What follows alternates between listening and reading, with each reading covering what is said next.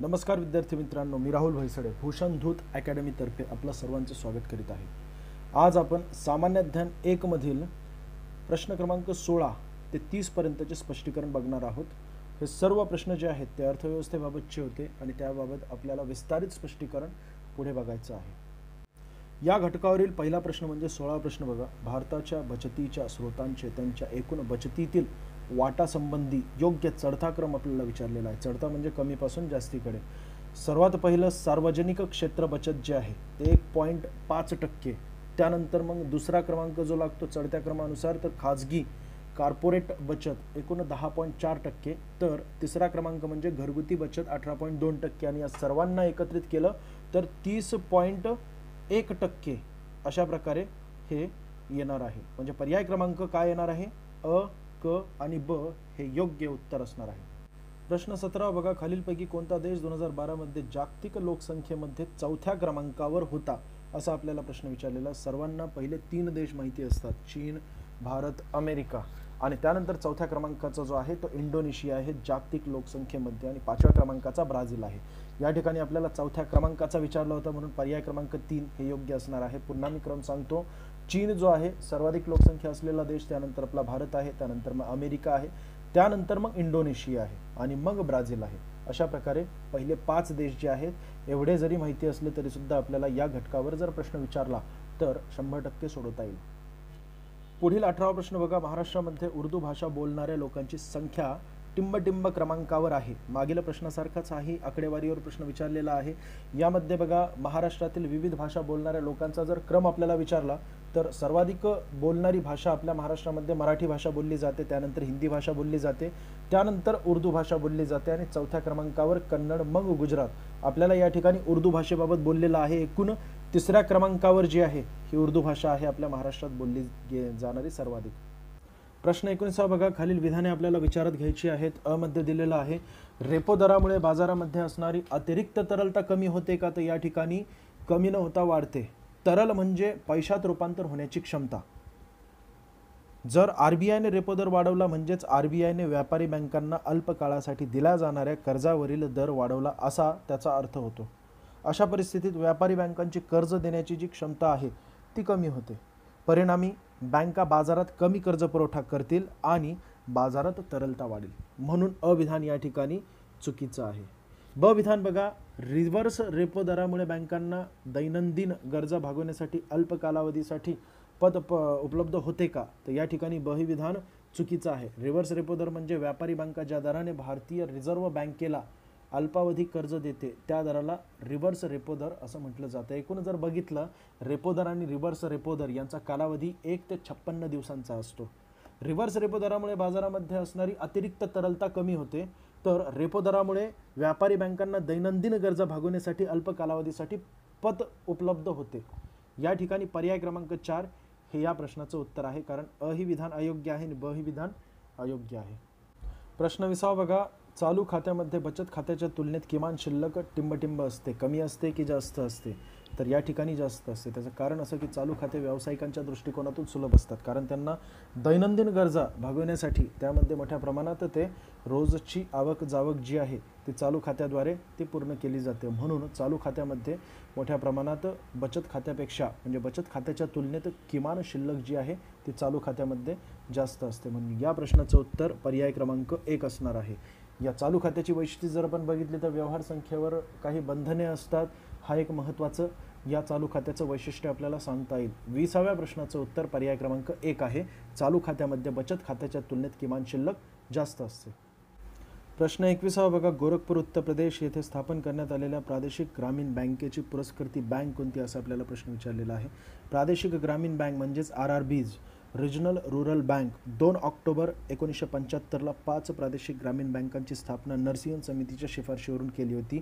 त्यापैकी ही एक बँक आहे गोरखपूर उत्तर प्रदेशमध्ये स्थापन करण्यात आलेली।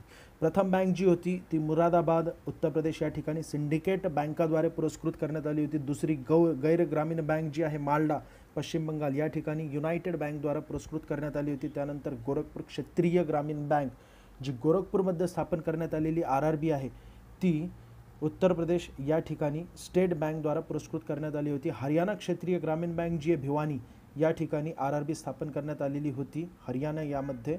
पंजाब नॅशनल बँकद्वारा पुरस्कृत करण्यात आली होती. जयपूर नागपूर आंचलिक ग्रामीण बँक जी आहे ही जयपूरमध्ये स्थापन करण्यात आलेली RRB. युनायटेड कमर्शियल बँकद्वारा पुरस्कृत करण्यात आली होती. आपल्याला विचारलेलं आहे गोरखपूर क्षेत्रीय ग्रामीण बँक ही जी होती ती स्टेट बँकद्वारा पुरस्कृत करण्यात आली होती. म्हणजेच पर्याय क्रमांक 2 भारतीय स्टेट बँक हे या प्रश्नाचं उत्तर आहे. प्रश्न 22 बघा. रोजगार हमी कायदा 2005 मधील तरतुदींना अनुसरून 2 फेब्रुवारी 2006 रोजी देशभरातील निवडक टिंबटिंब जिल्ह्यांमध्ये राष्ट्रीय ग्रामीण रोजगार हमी योजना सुरू करण्यात आली होती. दरवर्षी रोजगार हमी योजनेवर प्रश्न विचारला जातो. मनरेगा ही महत्त्वाची योजना जी आहे 2 फेब्रुवारी 2006 रोजी देशातील 200 निवडक जिल्ह्यांमध्ये सुरू करण्यात आली होती. प्रत्यक्षात 1 एप्रिल 2008 पासून संपूर्ण भारतात लागू करण्यात आली होती. तर 2 ऑक्टोबर 2009 रोजी नरेगा या योजनेला मनरेगा असं नाव मिळालं होतं. म्हणजेच महात्मा गांधी राष्ट्रीय ग्रामीण रोजगार हमी योजना असे नामकरण या योजनेचं करण्यात आलं होतं. म्हणजेच काय आहे की 2 फेब्रुवारी 2006 रोजी देशातील 200 निवडक जिल्ह्यांमध्येच ही योजना सुरू करण्यात आली होती आणि मग नंतर 1 एप्रिल 2008 पासून संपूर्ण भारतभरात. तर 2 ऑक्टोबरला नाव मिळालेलं आहे 2 ऑक्टोबर 2009 रोजी. प्रश्न 23 बघा. सुवर्ण जयंती ग्राम स्वरोजगार योजनेअंतर्गत मिळणाऱ्या आरक्षणाविषयी योग्य विधाने आपल्याला ओळखायची आहेत. मध्ये दिलेलं आहे अनुसूचित जाती आणि जमातींना 40% आरक्षण देण्यात आलेलं आहे का, तर या ठिकाणी 40% नसून 50% आरक्षण त्यांना देण्यात आलेलं आहे.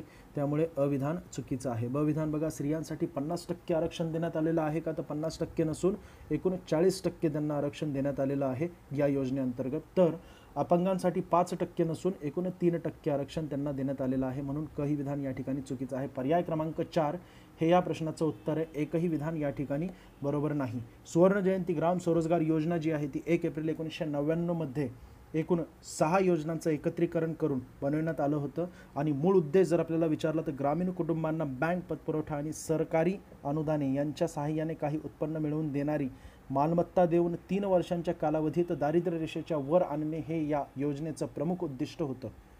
ग्रामीण भागात दारिद्र्य रेषेखालील कुटुंबे या योजनेचं लक्ष्यगट ठेवण्यात आलं होतं. मात्र त्यातही दुर्बल घटकांसाठी विशेष सुविधा करण्यात आल्या होत्या, जशा की या पर्यायामध्ये दिलेल्या आहेत.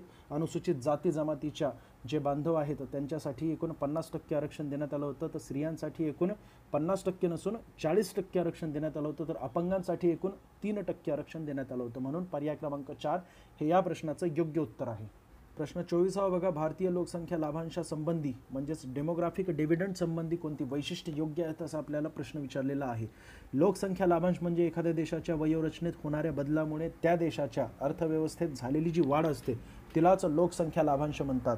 लोकसंख्या लाभांश ज्या देशामध्ये 14 ते 59 वयोगटातील लोकसंख्या सर्वात जास्त असते त्या देशांमध्ये लोकसंख्या लाभांश मिळत असतो. लोकसंख्या लाभांशाची वैशिष्ट्ये जर आपल्याला विचारली तर उशिरा लाभांश हे योग्य असणार आहे.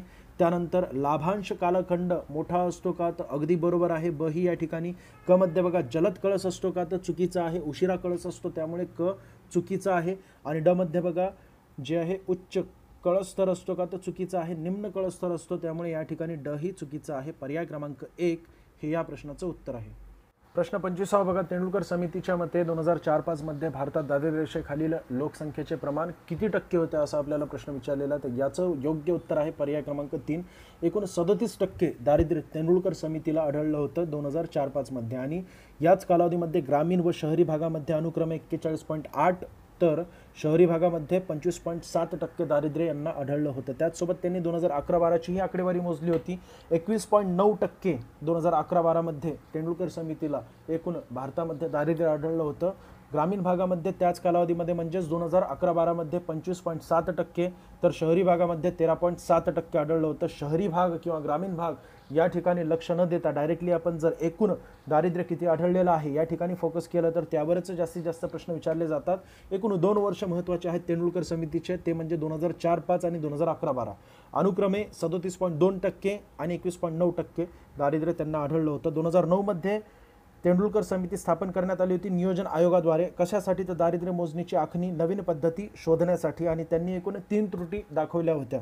यामध्ये 1973-74 पासून दारिद्र्य टोपलीतील मोजला जाणारा जो अन्न घटक आहे कॅलरी मूल्याद्वारे तो आता कालबाह्य झालेला आहे. हे पहिली त्रुटी त्यांनी सांगितली होती. दुसरी त्रुटी जी आहे ती दारिद्र्य रेषा निश्चित करण्यासाठी 1973-74 जी खर्चाची पातळी आहे ती सदोष आहे असं त्यांनी सांगितलं होतं. आणि 1973-74 पासून अन्न घटक चा विचारच केवळ केला जायचा. त्याचं कारण त्यांनी सांगितलं होतं शिक्षण आणि आरोग्यासारख्या ज्या महत्त्वाच्या सुविधा आहेत ते शासन पुरवेल असं गृहीत धरण्यात आलं होतं. म्हणून या ठिकाणी ह्या सर्व त्रुटी ज्या आहेत त्या पुन्हा रिपीट होऊ नये असं त्यांनी सांगितलं होतं.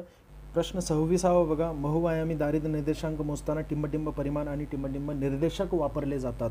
तर या प्रश्नाचं योग्य उत्तर आहे एकूण 3 परिमाण आणि 10 निर्देशक. 3 परिमाण म्हणजे कुठले? आरोग्य, शिक्षण आणि राहणीमान, आणि त्यांचे एकूण 10 निर्देशक आहेत. म्हणजेच बघा, आरोग्य या परिमाणामध्ये एकूण 2 निर्देशक आहेत, ते म्हणजे बालमृत्यूदर त्याचसोबत पोषण. हे 2 निर्देशक जे आहेत ते आरोग्य या परिमाणात मोजले जातात. त्याचसोबत शिक्षण या परिमाणामध्ये शाळेची वर्षे, शाळेमध्ये उपस्थिती हे 2 निर्देशक यामध्ये मोजले जातात. त्यानंतर बघा, राहणीमान यामध्ये स्वयंपाक इंधन, स्वच्छता, पिण्याचे पाणी, वीज, गृहनिर्माण व मालमत्ता असे एकूण 6 निर्देशके या राहणीमान या परिमाणामध्ये मोजले जातात. म्हणजेच एकूण 3 परिमाण आणि 10 निर्देशके मोजली जातात. याचा इतिहास जर आपण बघितला तर 1997 पासून मानव विकास अहवालामध्ये मानव निर्धनता निर्देशांक म्हणजेच HPI ह्युमन पॉवर्टी इंडेक्स मोजला जायचा, परंतु त्याच्या जागेवर 2010 पासून MPI म्हणजेच मल्टी डायमेन्शनल पॉवर्टी इंडेक्स हा OPHI द्वारे मोजला जायचा. प्रश्न 27 बघा, नवीन औद्योगिक धोरण 1991 अन्वये किती उद्योग वगळता इतर सर्व उद्योग परवाना मुक्त करण्यात आली होती? तर एकूण अशी 8 उद्योग होती जी परवाना मुक्त करण्यात आली नव्हती. ही 8 उद्योग वगळता सर्व उद्योग जे आहेत ते परवाना मुक्त करण्यात आली होती. नवीन औद्योगिक धोरण जे याची घोषणा 24 जुलै 1991 मध्ये करण्यात आली होती. त्याचा प्रमुख उद्देश काय होता? तर परवाना आणि नियंत्रणे यांसारख्या नियामक उपकरणांमधून अर्थव्यवस्थेला मुक्त करणे हे प्रमुख जे आहे उद्देश होता. त्याचसोबत बघा, भारतात अस्तित्वात असणारे परवाना राज्य संपुष्टात आणणे, अर्थव्यवस्थेवरील नियंत्रण कमी करून अर्थव्यवस्था खुली करणे, भारतातील सार्वजनिक क्षेत्राचे महत्त्व कमी करणे, लघु उद्योगांना प्रोत्साहन देणे अशी अनेक जे आहे उद्दिष्टे या नवीन औद्योगिक धोरणाची होती. या प्रश्नाचं उत्तर आहे पर्याय क्रमांक 3. प्रश्न 28 बघा, खालील विधानांपैकी अयोग्य विधान आपल्याला ओळखायचं आहे. अ मध्ये दिलेला आहे, तत्कालीन राष्ट्रपती डॉक्टर APJ अब्दुल कलाम यांनी 15 ऑगस्ट 2003च्या राष्ट्रपती भाषणामध्ये पुरा प्रतिमानाचा उल्लेख केला होता का? तर अगदी बरोबर आहे. या ठिकाणी आपल्याला अयोग्य विधान ओळखायचं होतं. अ विधान बरोबर आहे. ब बघा, पुराची प्रत्यक्ष अंमलबजावणी सुरुवात सन 2004 मध्ये सुरू करण्यात आली होती का? तर या ठिकाणी चुकीचं आहे. 2004 नसून या ठिकाणी 2005 मध्ये प्रत्यक्ष अंमलबजावणीला सुरुवात करण्यात आली होती. प्रत्यक्ष अंमलबजावणीची सुरुवात करण्यात आली होती. एकूण घटक जर आपल्याला विचारले तर भौतिक जोडणी, इलेक्ट्रॉनिक जोडणी, ज्ञान जोडणी, आर्थिक जोडणी आणि आध्यात्मिक जोडणी असे एकूण या योजनेचे घटक होते. तांत्रिक मदत आपल्याला कोणी केली होती या योजनेसाठी? तर एशियन डेव्हलपमेंट बँकेने केली होती. या प्रश्नाचं योग्य उत्तर काय असायला पाहिजे? अयोग्य विधाने आपल्याला ओळखायची होती, म्हणजेच केवळ ब विधान अयोग्य आहे. पर्याय क्रमांक 2 हे या प्रश्नाचं उत्तर आहे. प्रश्न 29 बघा, खालील विधानांपैकी योग्य विधाने आपल्याला ओळखायची आहेत. अ विधानामध्ये दिलेलं आहे, स्टॅलिनने रशियात सुरू केलेल्या पंचवार्षिक योजनांना गॉस प्लॅन नाव दिले होते का? तर अगदी बरोबर आहे अ विधान. ब विधान बघा, सोव्हिएत रशियात 1928 ते 1991 या कालावधीमध्ये एकूण 13 पंचवार्षिक योजना राबवण्यात आल्या होत्या का? तर हेही बरोबर आहे. आज ना उद्या याही मुद्द्यावर प्रश्न विचारला जाऊ शकतो. अ व ब दोन्ही विधाने या ठिकाणी बरोबर आहेत. जर आपण इतिहास बघितला तर रशिया इतर युरोपियन देशांपेक्षा 150 वर्षे मागे होता आणि आर्थिक नियोजन न केल्यास रशियामध्ये 10 वर्षातच मोठं आर्थिक संकट येऊ शकतं किंवा 10 वर्षांमध्ये रशिया जो आहे तो नष्ट होऊ शकतो असं स्टॅलिन यांनी सांगितलं होतं. स्टॅलिनने रशियात आर्थिक नियोजन आखले आणि पंचवार्षिक योजना सुरू केल्या आणि त्याला नाव दिलं होतं गॉस प्लॅन. पंचवार्षिक योजनांचा परिणाम म्हणून उद्योग आणि कृषी क्षेत्रातील उत्पादन 4 पटींनी वाढलं होतं, तर लोह उत्पादन एकूण 400 पटींनी वाढलं होतं. त्यासाठी नियोजन फार महत्त्वाचं आहे. 29व्या प्रश्नाचं उत्तर काय आहे? अ व दोन्ही विधाने बरोबर आहेत. प्रश्न 30 बघा, सहस्त्र विकास लक्ष्य म्हणजे मिलेनियम डेव्हलपमेंट गोल MDGs यामध्ये पुढीलपैकी कशाचं मापन केलं जातं असं आपल्याला प्रश्न विचारलेला आहे. म्हणजेच एकूण या MDGs मध्ये 8 गोल होती. 8 गोलपैकी खाली काही गोल दिलेली आहेत ती आपल्याला ओळखायची आहेत. त्यापैकी बघा, पर्यावरणाची शाश्वतता होतं का? तर बरोबर आहे. दारिद्र्य उपासमार हे सुद्धा बरोबर आहे. महिला सबलीकरण हे सुद्धा बरोबर आहे. परंतु हवामान क्रिया हे SDGs मध्ये होतं, MDGs मध्ये नव्हतं. एकूण 8 गोल जर आपल्याला विचारली कुठली आहेत तर ती आत्यंतिक दारिद्र्य उपासमार दूर करणे, त्याचसोबत सार्वत्रिक प्राथमिक शिक्षण, त्याचसोबत लिंग समानता व स्त्री सक्षमीकरण, बालमृत्यूदर कमी करणे, मातृस्वास्थ्यात सुधारणा करणे, एड्स, मलेरिया व इतर आजारांविरुद्ध लढणे, पर्यावरणाची शाश्वतता आणि शेवटचं म्हणजे विकासासाठी जागतिक भागीदारी. एकूण 8 गोल जे आहेत 2000 ते 2015 एकूण 15 वर्षांच्या कार्यकाळामध्ये पूर्ण करायची होती. म्हणून या प्रश्नाचं उत्तर काय असायला पाहिजे? पर्याय क्रमांक 3 योग्य आहे. आज आपण या प्रश्नपत्रिकेतील अर्थव्यवस्था या घटकावर विचारलेले 15 प्रश्नांचे स्पष्टीकरण बघितलेले आहे. व्हिडिओ आवडला तर लाईक नक्की करा, आपल्या मित्रांनाही सांगा. भूषणधूत अकॅडमी या आपल्या यूट्यूब चॅनलला सबस्क्राईब नक्की करा. धन्यवाद.